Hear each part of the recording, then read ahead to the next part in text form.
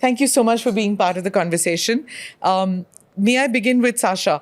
In the Russia-Ukraine war, what we are reading now, of course, we're getting information that it's probably been a stalemate, but then there are conflicting reports that on the battlefront, Russia is making significant gains. In your view, at what stage is it on the battlefront right now? I think that the stalemate was used by General Zaluzhny last year in his famous article in The Economist. That's not necessarily what we are seeing on the battlefield. The gains that you described are not strategic in nature. Russians have been battling for this little town of Avdiivka since end of last year. They paid tremendous cost of capturing that. Of course, that was one of the important fortified lines that Ukrainians were building back since 2014. But nevertheless, that's a tactical mini game. Like there are some more battles if the Russians want to break through more or less fortified part of Ukrainian defenses. So it may appear as a stalemate. What doesn't make it a stalemate is that Russia's resources that is ready to throw to this war, the manpower, the artillery shells, the other material, armored vehicles, and so on, are going up. Russia has problems with that, with manpower, with everything, but they're getting up. On the Ukrainian side, we are having problems with mobilization, and with the aid package stock in the US Congress, some of that is hanging in the limbo. So Russian material advantage is going up, where the advantage on the Ukrainian side is under question.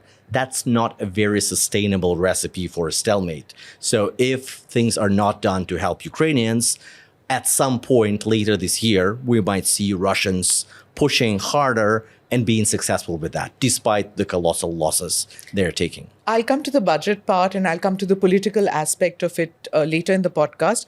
But just just about a week ago, President Putin said that Russian troops would push further into Ukraine and build on the success on the battlefield, build on the success that they have achieved on the battlefield. And that one town is what they are probably talking about, which you think is insignificant? It's not insignificant, but we shouldn't blow it out of proportions. Like Russians are desperate to present something as a big gain, as a Stalingrad, which it is not. It's not entirely unimportant, but it's not as important as Vladimir Putin wants to present it before he goes to an election, where he still wants to present. Like, this war is not tied to the election calendar, but it's still nice to present before you go to the ballot that you are victorious. And this is a small victory, even before capturing all of the Donetsk and Luhansk oblasts, which, according to the Russian constitution, since Russia annexed it in 2022, are part of Russia. He has hell lot to go. Like, there are a lot of fortified areas in Kramatorsk, Slavyansk, and that will be not that easy to capture. Problem is that Russia is building material advantage to do just that. Whether they will be successful or not, we don't know, but they are in an okayish shape.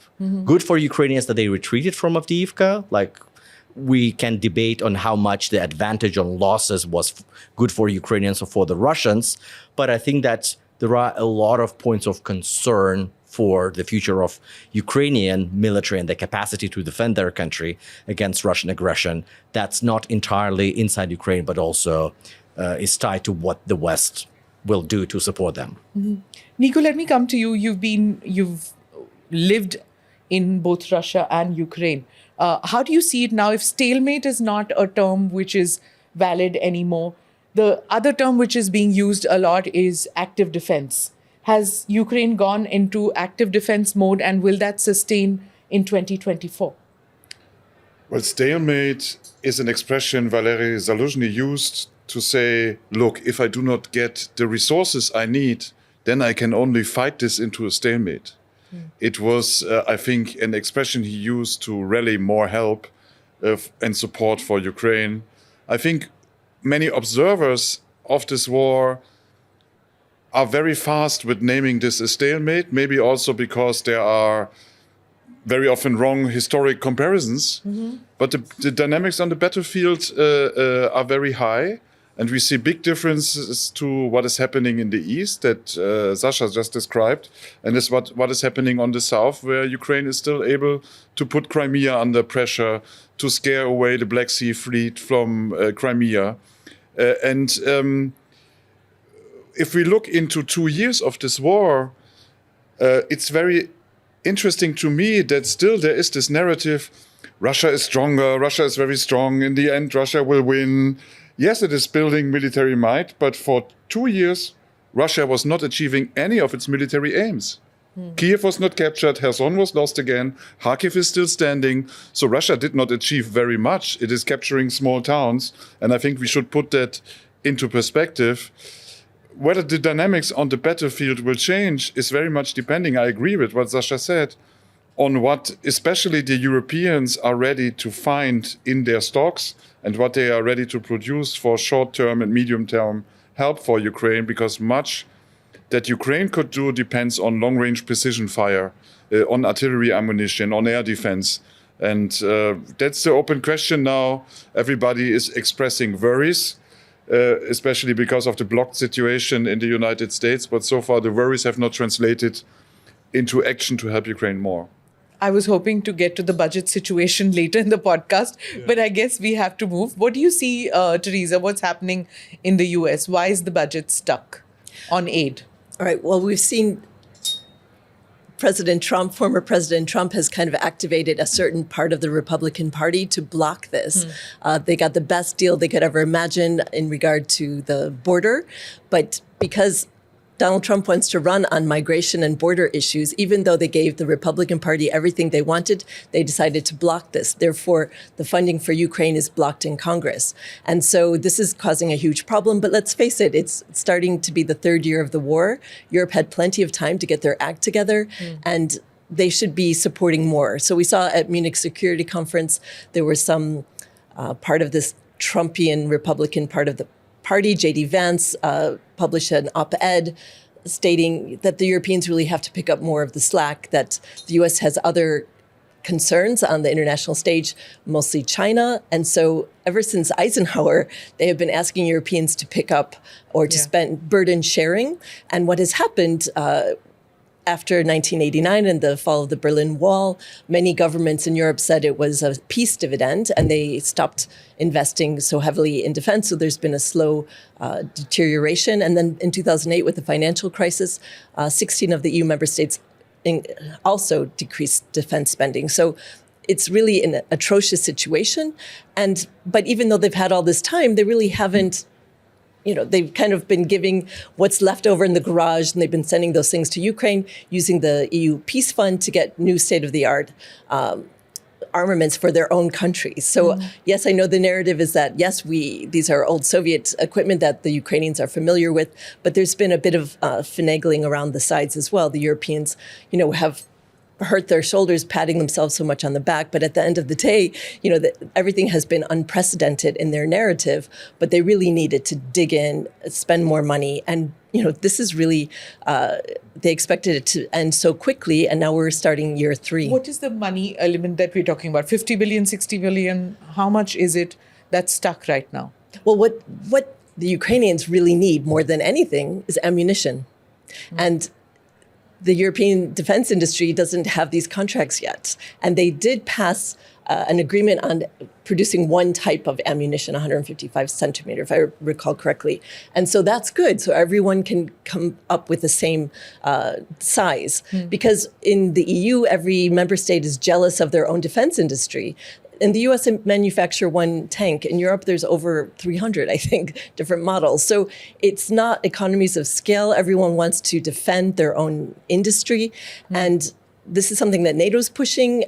Even now, Ursula von der Leyen the president of the European Commission has tried to take a more active role and has tried to make the EU more active in kind of giving contracts to defense companies. And now there's pushback from EU member states to stop doing that because there's a fragmented viewpoint on how to deal with Russia. And they don't like to see the EU Commission officials get more power.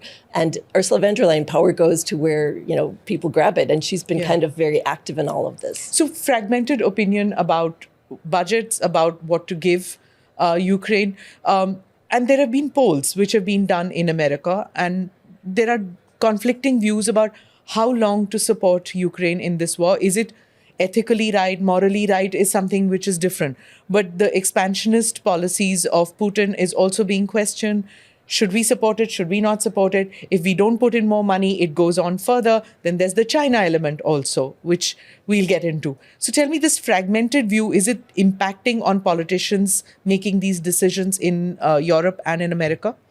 I have limited view, but based on my conversations in Berlin, Brussels, and some other European capitals, here's the thing. Over the course of this war, most people said that, some people said it was President Zelensky that were Ukrainians, but also people in the eastern flank of NATO who said, if Putin is not crushed, if Russia is not defeated and humiliated in Ukraine, he will go further and he may attack NATO and so on because he's, imperialist and so on. And behind the closed door, people said, yeah, that's a nice rhetoric, but 2 years of this conflict show that Putin understands that NATO is a serious beast that he cannot really fight. And Russia's capacity is being shredded by Ukrainians in Ukraine. They don't have anything to really challenge NATO going further. And then he never really tried to put pressure on NATO himself. So Article 5 is ironclad. This is a great thing that Finland and Sweden joined the alliance. So it will not happen.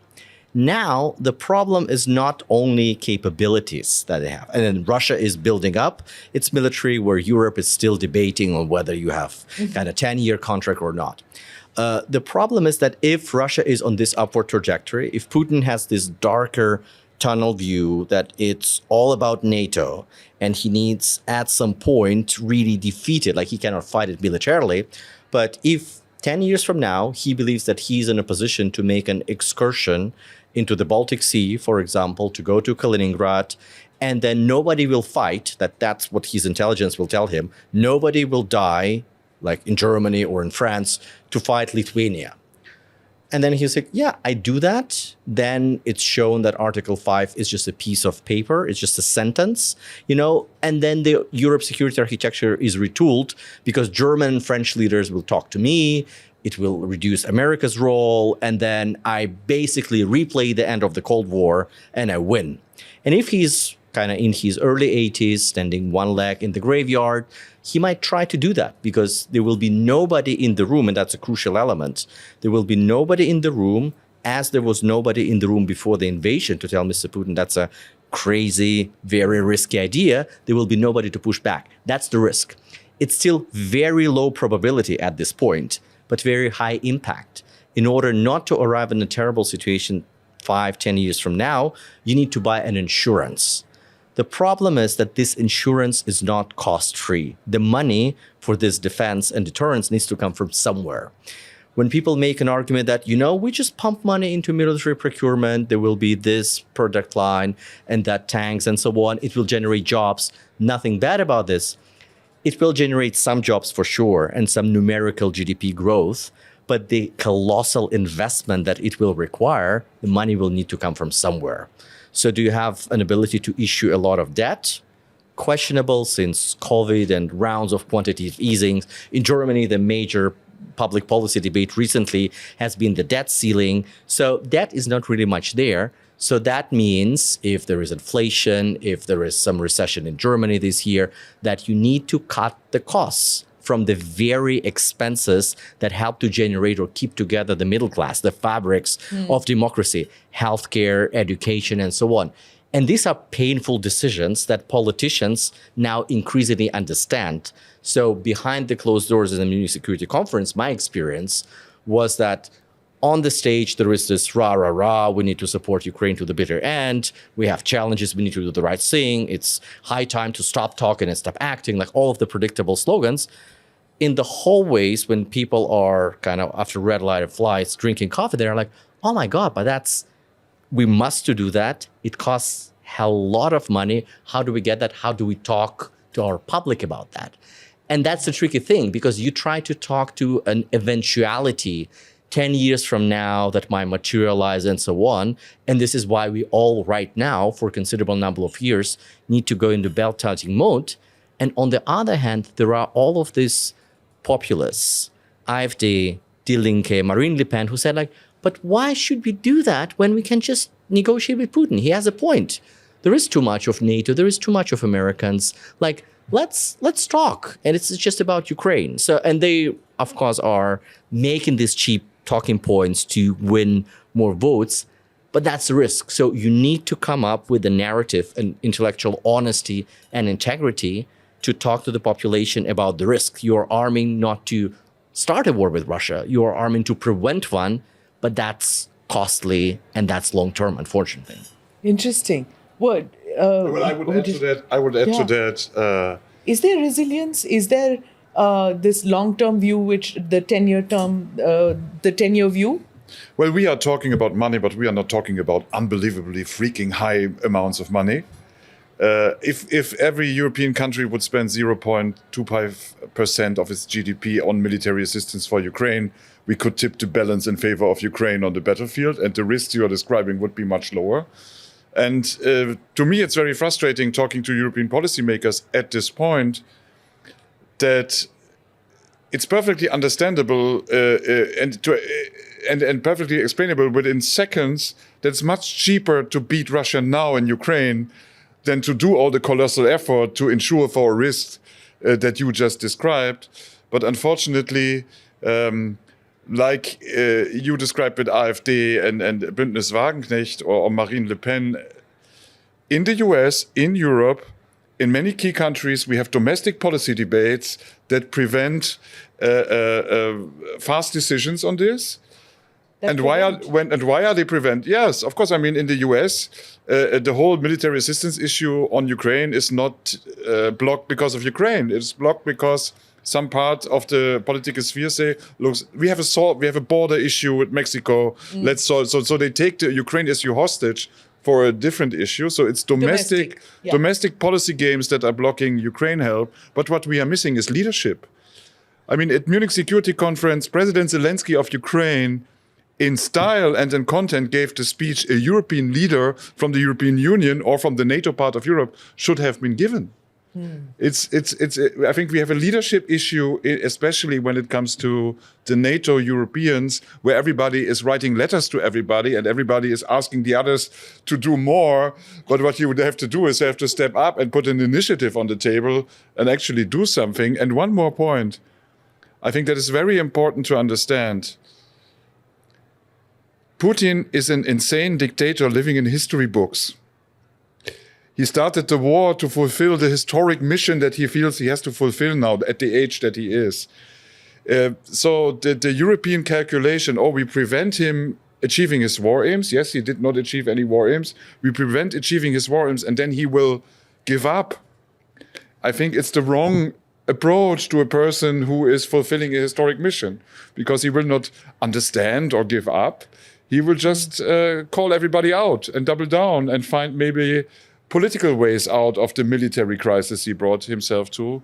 So I think understanding the nature of what Vladimir Putin is today, I think is also a key for European leaders to come closer to a solution. If he has the means, Nico, and I think that's the key. So when people are advocating for comprehensive deterrence, of which support of Ukraine, investment into European and transatlantic capabilities, plus sanctions are a strategy to manage the problem till the guy is out. If you can kind of kick him out easily and effortless, and or not effortless, but with some effort that's measurable, and prevent some scenarios that people are concerned about. And I think that on the Team US side, like the escalations using VMD is low probability, very high impact, but the probability is still there in their assessment, and they are concerned about this still, far less concerned than they have been in fall 2022, but still the risk is there. So I think that it's more in the territory for now with Team Biden on managing this rather than ultimately resolving. And I know there is debate because there are people who say there is a path to actually solve it, to kick Putin out or defeat him, where people say, let's wait him out, let's help Ukraine to keep what they have, and so on. And that's... But I mean, waiting him out if you are the Biden administration. The Biden administration looks into everything now only because of fear, because of elections coming up. Yeah, so they have a few months' time. Putin has all the time in the world. He will be re-elected until 2030. So on our side, I would not calculate on waiting Putin out. And dictators get very old these days. Yeah. What makes you so sure he's going to win the election? About, we were talking about the Munich Security Conference and what happened out there. I think it was in the Munich Security Conference, because you've watched Russia as well as China. You've studied them. So I just wanted to ask you about, China's position on the Ukraine war. It's been kind of ambivalent, not called it out. And the Chinese foreign minister, I think he recently told his Ukrainian counterpart that Beijing doesn't sell lethal weapons to Russia. And so it's neutral in a sense. I don't know whether China can be neutral in any way. But China says that they are neutral in the Ukrainian conflict. And subsequently, the US, there are some people in the US who say that we need to slap sanctions on China because they are supplying weapons to Russia. How do you see this playing out? Well, it's really fascinating because they tailor their message according to the audience. And it's kind of a Rorschach test, whether people think they're neutral or not. People see what they want to see. And there's plenty of examples if people just pay attention. For example, the third highest ranked Chinese official went to the Duma several months ago, and he said on tape for the Russians that we will support you by helping you undermine Western sanctions. And so the Russians released this, much to the China's embarrassment, to demonstrate, look, China's supporting us. So Russia does that to the Chinese. And then, there have been many people looking at Chinese exports and going through other countries that they could pretty much outfit an entire Russian army with body armor. This is non-lethal equipment, but there's other things like buying oil that pays for Russia. They bankrolls the Russian military. Also, drones. There's all sorts of dual-use equipment that the Russians really need, that the Chinese are providing. And so the Chinese themselves are deeply concerned about secondary sanctions. But now we see with the 13th suite of sanctions that were just announced yesterday by the EU that Chinese companies will be sanctioned now, and even one Indian company. The names of these companies have not yet been released. They'll be released on the anniversary of the invasion of Ukraine. So this is a big change because several companies, Chinese companies, have already been discussed, but then because of lobbying within the EU member states who don't want to have their industry, like car industry in China, to be penalized, so they're very wary of doing any sort of sanctions on China, and they've been lobbying against it. But I guess with the death of Navalny, there's new impetus to have these sanctions. So. And stricter sanctions. But if you had to have 13 suites of sanctions, it kind of shows that the sanctions don't have such great teeth. Nevertheless, it's kind of important symbolically, and sanctions do take a long time to take effect. So they just keep tightening it. But the European economies are in difficulty, so there's not a big appetite to hurt themselves any longer with these types of sanctions. But I think it's important, especially since they're not spending on military defense, so they can actually tighten sanctions a bit more. You were talking about Biden and the election and domestic issues. Do you think there is that America will take this course of sanctions, or they're just not interested because it's an election year? Everything else goes into wait and watch mode? No, I'm very positive that sanctions against Russia will be turned up now. For one reason, the sanctions were unprecedented when they took effect immediately after the Russian invasion. But now, after 2 years, many companies have found ways to circumvent the sanctions via third countries. China is not supplying lethal weapons, but at the same time, they are supplying a lot of dual-use goods that help stabilizing in the Russian arms industry and that we find in weapon systems that are used in Ukraine. So then there is need for action when it comes to tightening the sanctions and limiting the ways of circumventing them. And Russia just killed Alexei Navalny. And I think that will bring more impetus to a discussion. I sense that in Germany, but I also sense that in other countries, because it shows again the character of the Russian regime and it will help making the case for holding the sanctions up and tightening them. The problem in the European Union is that sanctions packages of that scale, they have to be renewed every 6 months. So you have a new discussion every 6 months, and then you have maybe single players because there has to be consensus. So if one out of the 27 is not ready anymore, you have to get them in again. That's why we have a permanent discussion about the sanctions, but they have been extended every single time, and they will be extended also in the future.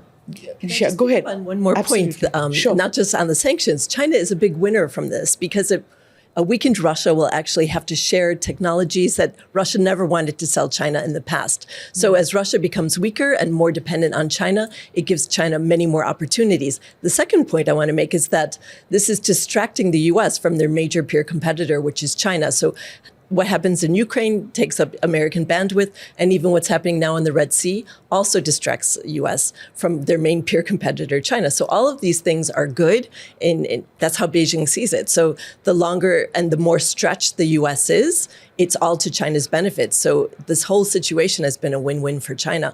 And in addition, they probably will get more access to the Arctic. That's always been a big ask and something Russia didn't want to share with China. But China's a tough negotiator, and they're going to just find out how difficult the Russians will discover how difficult China will be and how much they'll kind of push ahead their own agenda. But isn't China also stretching at the same time? I mean, China wants to take part in Ukraine recovery. China is active in... When is Ukraine reconstruction happening? Well, nobody knows, but China is very active in at least making clear we want to be there. China is active in Central Asia. China has Africa, to stay everywhere. Has to stay. So I mean, it's not that China is stretching the US. It seems to me China is also stretching itself at the moment. My impression is that it's kind of PR, because last year, it's not called a peace initiative. Wang Yi introduced it at Munich Security Conference, a 12-point political solution. And the number 12 point was, we want to rebuild Ukraine. They're always business folks. They're like, give us the contracts to help rebuild Ukraine. And so that will also, because Ukraine originally was the anchor on China's Belt and Road Initiative. It was such a key country. They got their first aircraft carrier from Ukraine. PLA, People's Liberation Army military, was trained in Ukraine. They had a lot of technology that the Russians refused to sell them that they managed to buy from Ukraine. So China and Ukraine were very close partners, but that seems to have been On the Belt forgotten. and Road initiative, hasn't that gone into cold storage, or is it still on? Chinese have kind of changed. I mean, they have a great deal of loss of money. They're not getting as many Finances, but they're kind of retreading it, and they're more interested in high tech. So their investment strategy has changed a bit. But they also have initiated 3 other programs. So the Global Security Initiative, the GSI, the Global Civilization Initiative, and the Global Defense Initiative, GDI. So they're kind of getting more global, and these are all Xi Jinping foreign policy initiatives. But it just shows the breadth and The scale, the yes, entire also. world is included Sure. in all of this. What I wanted to ask you, Sasha, is that what is happening on the battlefront in Russia, Ukraine? Is it going to impact on Asia too? Is, like, for example, is Japan watching? Is Taiwan watching? That if America doesn't step up, Europe doesn't step up to help Ukraine, what could happen if China attacks Taiwan? What happens if China could attack or get into an aggressive mode in the Pacific? If they're not going to do that, it could happen there too. Everybody's watching. I don't think that the link is that mechanical, because you talk to the Chinese and they say, like, yes, the Russians really have demonstrated that the talk about the strength of their military and so on has been inflated, and that they overestimated themselves. Everybody else overestimated the capability of their military. So they were definitely not ready to do that. And that was reckless. But they don't drive the conclusion that, the West has stood up, the mounting sanctions, and they're strangling Russian economy, so we better be well-behaved kids. They say, well, Russians made a mistake, but we will learn from this experience in order not to make a mistake. The sacking of the defense minister, who was before that head of the armament department of the PLA, the big investigation that's going on in the logistics department, is the way for Xi Jinping to say, Russians stole half of the money that they invested in their military. Let's see what's happening inside the PLA. So they are learning a lot of these lessons in order to fix that. They've been in import substitution long time before the Russians have been there. And they are doing that for a reason, because the US at some point is coming after them, regardless of what Russia does with China, China does with Russia. And that's the thing. So once the US wants China's help on Ukraine and say, like, do something for us, sanction Russia, they say, okay, what do we get from that? Can maybe Huawei go off the sanctions list? Yeah. Can maybe you undo the October 2022 export control requirements and so on? They say, no, that's a separate compartment. That's because you are bad, China. But here, you will get our applause. We will say that you did the right thing. And then Taiwan, on Taiwan, on human rights, we will continue to push you. They say, okay, so we helped to destroy our friend Vladimir Putin. God knows what happens in Russia. We lose a very good partner who is becoming increasingly a partner we can dictate terms to, and in return we get applause from the US and more pressure because we are in China. Where is your pressure on India? India is also buying a lot of Russian oil and helping to fill Putin's war chest. Where is the same level of condemnation and criticism when it comes to India from Europe? Oh, India is your democratic friend, part of Quad, that you use in order to contain us. So they're not blind to the fact that a lot of criticism when it comes to support of Russia in this war of aggression is not only about Putin Xi, it's also about China itself. And this is why I think that these two contingencies are not mechanically linked. But what will be important if Russia manages to sustain this war, it's unlikely to achieve its maximalist objectives, capture Kyiv and so on, anytime soon. But if it could continue to put pressure on Ukraine and on NATO and so on, then China will continue to build its force to have the option to take Taiwan. Not necessarily that they will pursue it.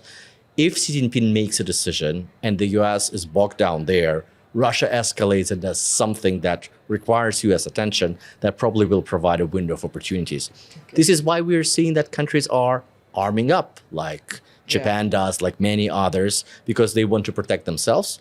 A big question how they can be helpful to Taiwan, but definitely they want to be armed properly in order to deter China. Sure. And Japan is even giving military assistance, macro-financial assistance to a large extent to Ukraine.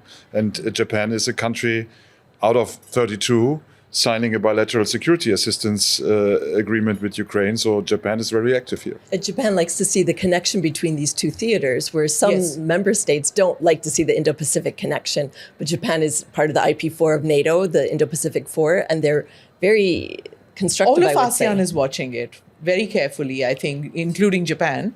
But all of ASEAN is nervous and watching it. As you said, almost all of the world is watching because it's impacting on everybody now. It's not restrained to one area. I'm running out of time. So I'll ask a concluding remark that this war of attrition that we were talking about, some studies are saying that Russia can last it for 3 years. Just wait and watch mode. Is that going to happen? Is 3 years a time? Well, Russia has, I think, military plans for roughly that amount of time now. Okay. But with the military aim to take first the Donbas, Luhansk and Donetsk Oblast, that is not where a lot of areas are not taken yet. And we already heard earlier the difficulties with heavy fortified Ukrainian positions and so on. And then in the next year, moving further, but there are big cities like Kharkiv that will be very difficult to take from a Russian point of view. If they can, they will use the 3 years to push Russia to the left bank of the Dnipro to separate Ukraine, because that's the only really major boundary in military geography and topography when you look into Ukraine. But as I said before, that might be the Russian plan. But the Russian plan did not work out from the very first day. Kyiv was not taken in 5 days. Russia is continuing the war, from my point of view, to put political pressure on others. And Putin is not hoping for military victory. He is hoping for political opening. Maybe somebody else is elected somewhere. Maybe he can make a deal with somebody. Maybe there are elections in Germany or in France that make Ukraine assistance difficult. So yes, the war is there for the war's sake, but the solution might be Putin's favor. I think that's his bet. Concluding remark, if magically all the aid comes through from Europe and from the US, can Ukraine push back and go from a defensive mode to an offensive mode and recapture the territories it has lost in 2025? Because 2024 doesn't look like it. Once the aid comes in, once the packages come through, will 2025 see aggression from the Ukrainian side? Defense. Yeah, still. I was thinking about a concluding remark. I just want to have three takeaways here. One is that we haven't talked about it at all, is the nuclear question, because that really kind of made Chancellor Scholz and President Biden very cautious in their approach to Ukraine. So I think that's a big takeaway for Beijing. They are building up their nuclear forces. They already have it, but they're actually building more silos. And they realize that the world can be held hostage once again, with nuclear threats. So I think that that's one of the main takeaways. It made the West very, very cautious. If they had moved much quicker in Ukraine, this war would be over by now. But the cautiousness and the slow drip, drip, drip of equipment, 5,000 helmets was the start, and slowly Leopard tanks came in. So I think that that's one of the major things. The other issue is the connection of these two theaters. I mean, who would have dreamt that North Korea is supplying armaments to Russia for its war in Ukraine, and South Korea is providing armaments to more than all of European member states combined to Ukraine. So ammunition. The ammunition. So the legacy of the Korean War, we still see it alive today, the division between North and South in Ukraine. So these two theaters are connected. And as Europeans are kind of sitting back, watching the show, I think that Asia really understands, countries in Asia understand how important this is. And that as Xi and Putin have said, changes are taking place in the world that we haven't seen in 300 years. And they see this as their chance to puncture the global order and make a big change. Concluding remarks, a 50-year war we're seeing after Korean, it's continuing. So wars never end, it seems. Well, I think that it's a disaster that was absolutely unnecessary, that goes against any strategic, objectively defined interests of Russia. Russia was more prosperous and more secure before this war and before 2014 annexation of Crimea. There were other tools that Russia could use to address the perceived threat from the US and so on, which was there, but you have much more cost-effective mechanisms to react to that. We are there, and that's just one domino that falls. I would compare that to kind of 9/11 moment in a way, that after one domino in 9/11, there was the fateful decision to invade Afghanistan. Then there was Iraq. Then there was all of the collapse of security architecture in the Middle East, the Arab Spring, and so on. So that's something similar. When one domino falls, there are many other elements that fall together. So we are in this... We haven't seen the end of that. We haven't seen the end of that. And it's not only contained... I agree that there is connection between the Asian theater, where there is separate dynamics. In Europe, look at the Middle East. Look at the dysfunctionality of the global governance. If they want to fix the climate crisis, if we want to have a functional UN, we don't have it, because the big boys, the permanent members of the Security Council, don't talk to each other. That will bring more and more trouble, unfortunately. Thank you, gentlemen. Thank you, Theresa, for being part of this discussion. All the best. Thank you. Thank you. Thank you. Thank you.